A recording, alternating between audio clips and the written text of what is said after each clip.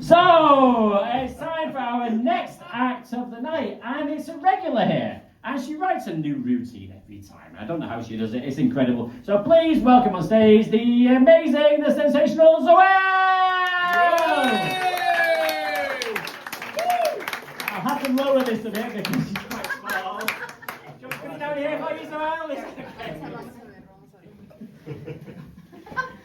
Anyway, thank you so much, Dennis. So, scrolling through the Google News feed on my phone the other day, and I come across this video that says, Global News Today.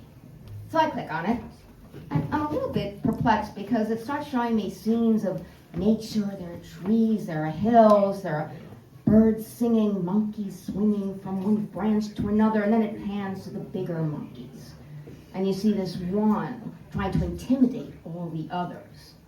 Like he's going to prove that he's the biggest monkey in the forest, right? I can't help noticing that the fur on his face is tinged a little bit orange. And the fur on the hair tinged a little bit yellow. And I'm thinking, that about sums up the state of our world today, right? Don't need to say any more about politics than that. Anyway, it is Christmas time, right? And Strasbourg is dressed up to the gills in all of its holiday finery. You've got colorful lights, you've got golden stars hanging from the trees, wreaths draped around doorways and window frames, bears, angels, all manner of decorative, festive decorations. That's redundant. Anyway, decorative, festive decorations. But anyway, all of this is there to counteract the very dull, dreary, dark, cold winter weather, right? So I go into the stores on the Rue de Grand Arcades and I want to buy a dress that's just as festive as Strasbourg itself. And I look at the racks of clothes and they are all dark, dreary, drab, winter colors. I mean, it's come on, guys. I mean, isn't it depressing enough outside that we have to drape our clothes in these same drab colors, puce, green, brown, gray, white, black? I mean, when it's wintertime, you need gemstone colors, you need emerald green, you need garnet red, you need sapphire blue, peacock blue. These are colors that have their own inner vibration, right? They radiate warmth and light everywhere. But no, they want us to blend into the environment. I'm wondering, is this some kind of primitive instinct for survival that we need to camouflage ourselves when we go outside? Like polar bears in the snow, lest there should be some predator lurking around, searching for his next victim.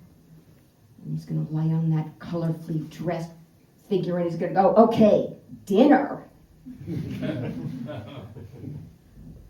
But it seems to me our whole culture has become all about blending in. We're all in camouflage now. We want to fit in. We don't want to stand out. Everybody dresses exactly the same. Everybody looks the same. We act the same. We think the same. Except for me, you know. I don't fit in anywhere I go. I am the proverbial sore thumb, as in sticking out like a sore thumb. And the more people try to convince me that I should fit in, I should conform, I should be like everyone else, the more agitated that sore thumb becomes. And it starts wagging all over the place and making turbulence and causing problems for me and everybody else around it. And so it's like... But it seems to me even when we're communicating, we're in a cloud of camouflage, right? I mean, you can talk to somebody for an hour. They will never reveal anything about themselves. I mean, you can sit me down, total stranger, and in 5 minutes I'll tell them my whole life story, reveal what should have been my deepest secrets. And they'll look at me and go, doesn't she know? I pick up a list. Okay, we can use this one against her. But anyway, I think the best way to communicate is the way the Vulcans used to do it. Did anybody ever watch Star Trek? Does that exist? Yeah. The Vulcans, they didn't bother with clumsy words. They just went straight for the goods. They put their hands on your face and just sucked the thoughts right out of your head. Just like that. Much more efficient. Oh, but anyway, It's the holiday season. We need holiday cheer, and I'm making my list and I'm checking them twice. Most useless technology. Energy efficient air hand dryers that you find in the public restrooms in Strasbourg. Has anybody ever tried to dry their hands in one of those things? You can stand there for an hour and your hands are just as wet as they were when they started. Worst ever Christmas tree decorations. Place Clabert. Come on, folks. I mean, what are they thinking? It looks like the wind came sweeping through somebody's office, plucked these papers off somebody's desk, flung them out the window, and they just plastered themselves randomly to that tree.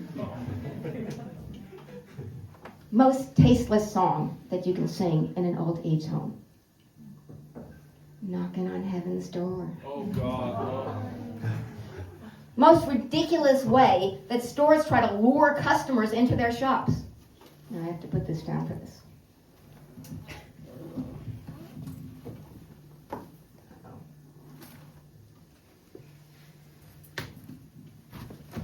Uh-oh, that's not gonna work, is it? All right. It's okay. It's just that I need both hands for this. Well, you can hear Hey, me. round of applause for the rodeo! I know, but if it doesn't work, you can lie on the floor and she can stand on you, yeah? Yeah, nice. Alrighty, so most ridiculous way that stores try to lure their customers in, those inflatable figures that go flapping in the wind. It's like, right, because I'm really going to buy my jewelry at that store. Anyway, thanks for listening.